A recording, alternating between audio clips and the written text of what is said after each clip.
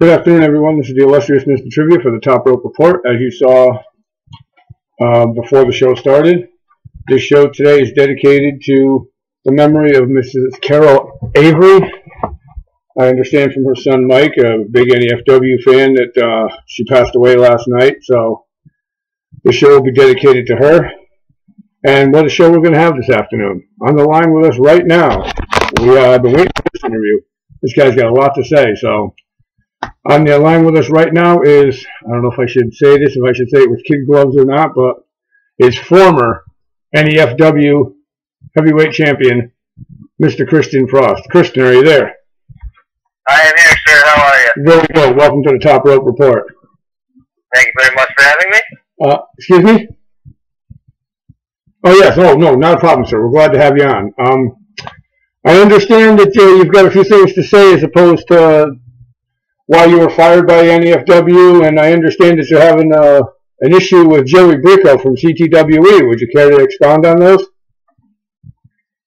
Yeah, you know what? It's not necessarily me having any specific issues with one organization or another. It's just the fact of the matter that there's so many backstage political maneuvers that wrestlers or promoters or wrestlers/promoters like to be involved in, and the issue comes into play when people tend to forget that we're all in this business for the same reason, and it's whether it's entertainment or to make it to that next level, which, you know, anybody that starts as a professional wrestler has the dream of achieving stardom with World Wrestling Entertainment. I mean, that's just fact of the matter.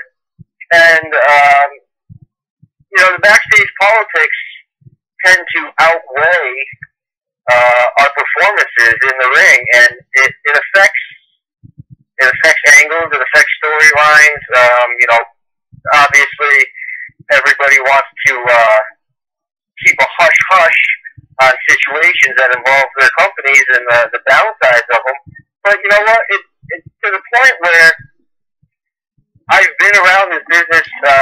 Next weekend, I'll be 27, and it will have been 10 years since I've been in this business. And the amount of time that it's changed from year to year is incredible. 10 years ago is nothing like it was or is now.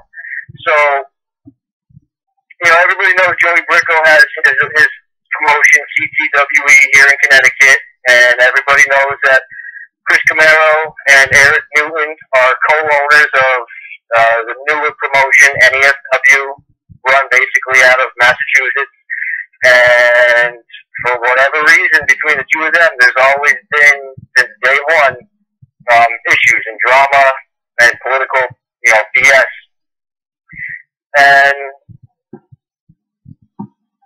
my match that I had recently with Lucas Sharp, showcased on CTWE, represented as the NEFW Heavyweight Champion, was something that I felt was good for business, was good for NEFW exposure, was good for myself, Kristian Frost, and establishing some rapport to my name.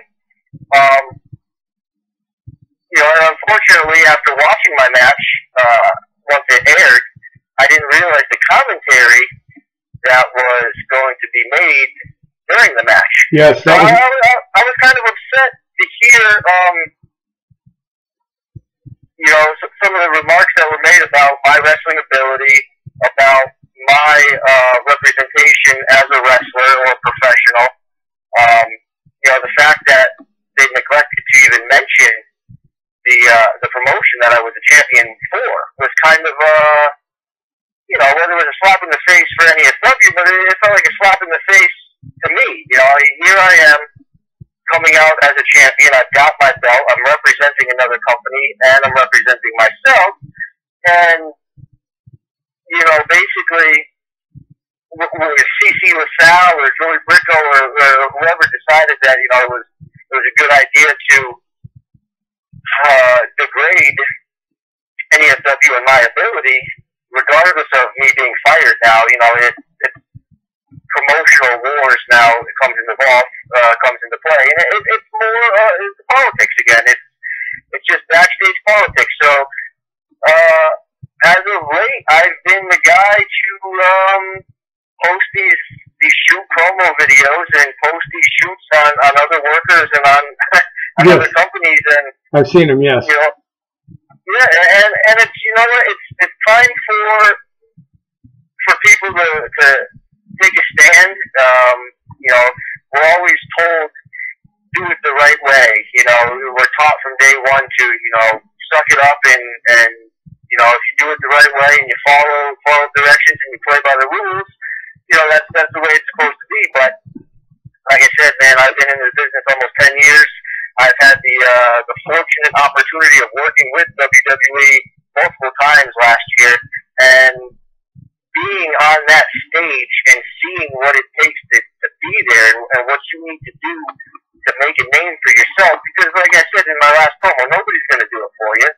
You know, the promoters are tools that will help you get there, but in the end, Vince McMahon doesn't give a shit about who you've worked for, about how much the fans like you, about how many wins or losses you have, how many, you know, indie superstar or former WWE superstars you've been in the ring with.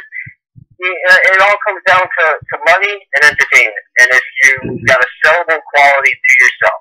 Right. So, while I appreciate the fact that Joey Briscoe allowed me to step back into the CTW ring and put on one hell of a match with Lucas Sharp, which, you know, I feel was one of the best matches I've had, you know, within the last year. Sad to say, I feel like it was a much better match than I've ever been given or had the opportunity to wrestle than any of Puppy was giving me in the last year as being their champion. But yeah, you know, it's time for me to step on some toes and make some noise, cause some waves in the world of wrestling, because, like I said, doing it the right way, that's the old school mentality. It's changing from year to year, and if you're not changing with it, you know, it's going to run you over. And, right. So I understand on your last promo that you said you're going to be in the audience at CTWE. I mean, do you have any plans on maybe challenging somebody out of CTWE while you're there, or you're just going to see where the cards lie? You know what? It's gonna be a wild card. I've been attending CTWE shows for the last 6 months or so. You know, simply for the fact of just missing that love of watching wrestling. I mean, and obviously you're gonna see things on the indies that you don't see in WWE, and it's a nice breath of fresh air when you can go and enjoy a show and watch some of your fellow wrestlers, you know, go out and put on one hell of a match. So, in that regard, I've been going to CTWE shows, you know, and NESW at the time. They knew that I was attending shows, and there was no real issue there. But, personally, for me, you know, that match with Lucas Sharp that I just recently had, that came about by, you know, sheer accident. So, you know, I was planning on attending anyways, but now after the match that I had and after the comments that I heard were directed towards me, whether on purpose or accidentally to protect the image of their company, either way, felt like a stab, you know, a stab at me. So who knows, you know? Like I said, I'll be in the crowd.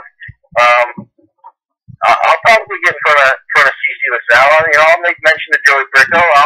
You know, the crowd now knows who I am. They now know that I'm a worker, so there's going to be a lot of questions as to why I'm in the crowd and what I'm doing there. And, you know, I'll make it known. I have no issue about being open and honest, and that's how I've played the game since I got into this business, and that's why people have come at me sideways since day one. It's just because they don't like honesty. You know, they don't like you playing by your own rules. They think that the game should be played the way it should be played. Right. And like I said, unfortunately, it can be played that way. But the guy, I mean, look at the guys that most recently have been signed to WWE. You've got Dean Ambrose, who's been there. You've got, Fandango, who's just made an appearance. He's been signed for years and years, and he's finally being up there. They just signed El Generico. I believe Sami Callihan from, most notable CZW promotion, just received a contract. And if you take a look at all of these guys on the indies before they were offered contracts, and you look at their style, you look at their promos, you look at the personality, they're not playing by the rules. They're making their own rules, and they're making things up as they go along, and they realize that that's what it takes. It's stepping on toes. It's putting up a shoot promo and rubbing people the wrong way. I'm not in the business for them to love me or hate me. I'm in the business to entertain them. And if they want to hate me, great, let them hate me. If they want to love me, hey, let them love me. They can buy some merchandise from me.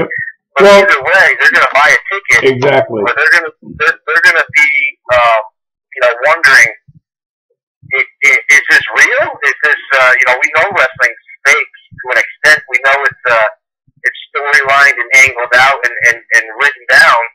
But, Christian Frost really seems like he's got an issue with NESW.